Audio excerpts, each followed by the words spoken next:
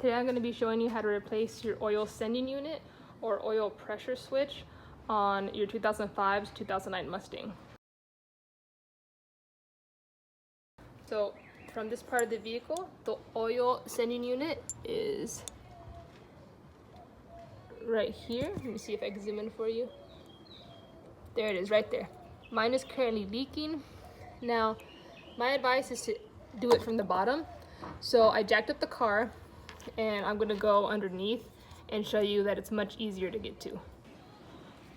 Okay, so looking from under the car, you can see that it's right there. The sensor's right there. See how it's leaking oil really bad? Mine's really leaking oil, so that's why I'm replacing it. And here's the replacement. You see it's just a direct fit. There you go. So you're gonna take your 3/16 wrench, screw it in, screw it out. Should be as easy as that, but let's find out. Okay, so you're just gonna press down here. There should be like a little button, and just pull slightly. There you go. Okay, there you go. I pulled this out. There's a little tab that you press down right here. So from the top angle, I was pressing down this tab and pulling out. It fit like that. Press the tab, pull out. Now I forgot to bring my box wrench, my wrench. Thankfully, because that's what I do. I forget my tools.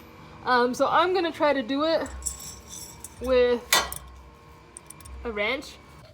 Okay, so this is working. It wasn't terribly tight on there, like not as much as other car parts that I've done.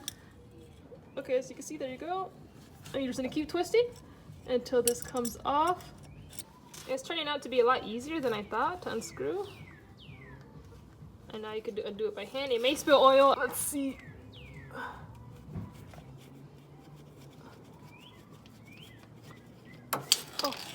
Oh crap, it missed the box, damn it!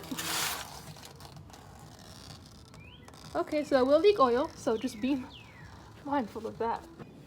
Okay, here's your old one versus your new one. And you're literally just gonna put it back in and tighten it back up. Why do I feel something warm touching me? Is it oil? Okay, so here's a new one. I just started tightening it by hand. So just tighten it by hand until you can't do it anymore. And then get your wrench and tighten it back up. A good measure is there's like this little white rubber around the screw. So when you're tightening it, it goes all the way to and pretty much until the white disappears. This is as tight as I can get it, so I didn't want to mess with it anymore. But once you're done with that, you're gonna take the clip, put it back on there until you hear it click.